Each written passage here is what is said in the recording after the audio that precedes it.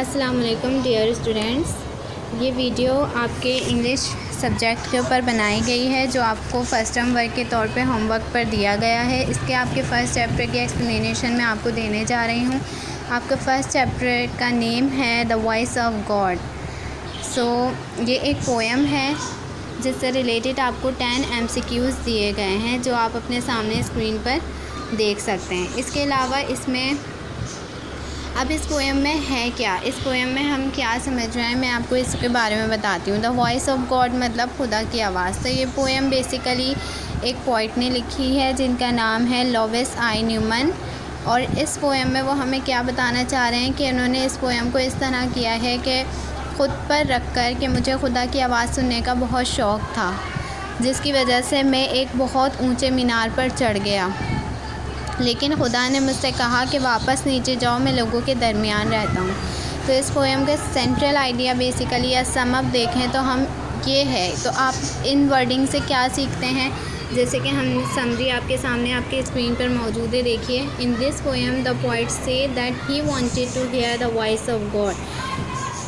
यानी शायर कहते हैं कि उन्हें खुदा की आवाज़ सुनने का बहुत शौक़ था। So he climb over a very high but God order him to back again and find in people. तो वो बहुत ऊंचे मीनार पर चढ़ गए जब खुदा ने उनसे कहा कि वापस जाओ, मैं लोगों के दरमियान रहता हूँ।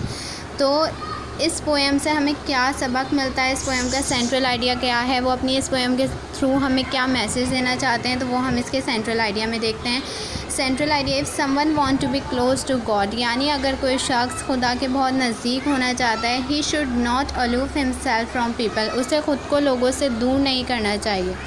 God love those who love people, Allah उन लोगों से मोहब्बत करता है जो लोगों से मोहब्बत करते हैं। God is always with people, खुदा हमेशा लोगों के दरमियान है। इस पोएम का बेसिकली इस पोएम से हमें ये मैसेज मिलता है कि अगर हम खुदा की मोहब्बत हासिल करना चाहते हैं, खुदा के नज़दीक होना चाहते हैं, तो हमें ख़ुद को उसकी मखलूक़ात से दूर नहीं करना है, हमें लोगों से ख़ुद को दूर नहीं करना है, बल्कि हमें लोगों के दरमियान रहना है। तो इससे रिलेटेड आपको सवालात क्वेश्चन आंसर दिए गए हैं।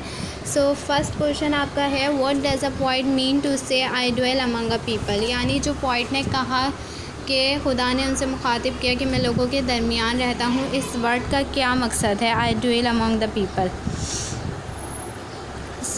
शायर ने जो अपनी पोएम में ये लाइन लिखी है, इस लाइन से मुराद क्या है? इस लाइन से मुराद है God love all his creation specially man most of all, यानी अल्लाह अपनी हर मखलूक़ात से बेपनाह मोहब्बत करता है, सबसे ज़्यादा इंसानों से। Man is his most beloved creation, Allah ताला की बेहतरीन पसंदीदा क्रिएशन इंसान है। Therefore we should not separate ourselves from people, इसलिए हमें ख़ुद को लोगों से दूर नहीं करना चाहिए। सेकंड सवाल आपके पास है, why did God tell poet to go down again, यानी जो शायर ने अपनी पोएम में ये अल्फाज लिखे हैं कि खुदा ने मुझसे कहा कि वापस नीचे जाओ, तो ऐसा क्यों? टू लव फेलो मैन, इसका आंसर देखिए, is the best way to give God love, यानी इंसानों से मोहब्बत करना खुदा की मोहब्बत हासिल करने का एक बेहतरीन ज़रिया है। God love to those people who are loving and caring to other people, Allah उन लोगों से मोहब्बत करता है जो दूसरों के साथ केयरिंग और लविंग होते हैं।